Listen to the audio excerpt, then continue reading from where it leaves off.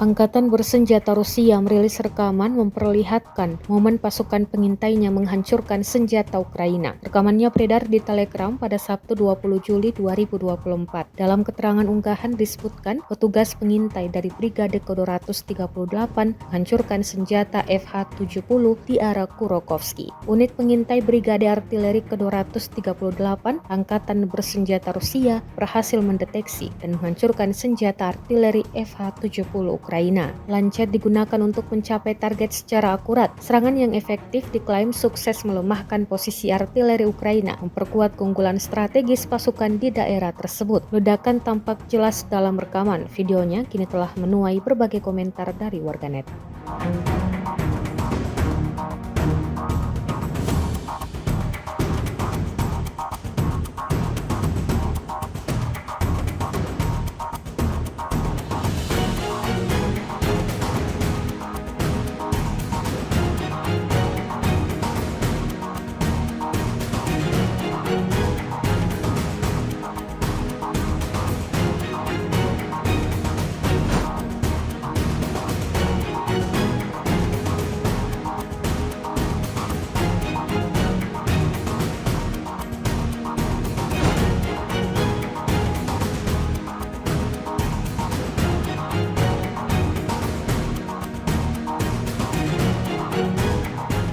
Download Tribun X sekarang, menghadirkan lokal menjadi Indonesia.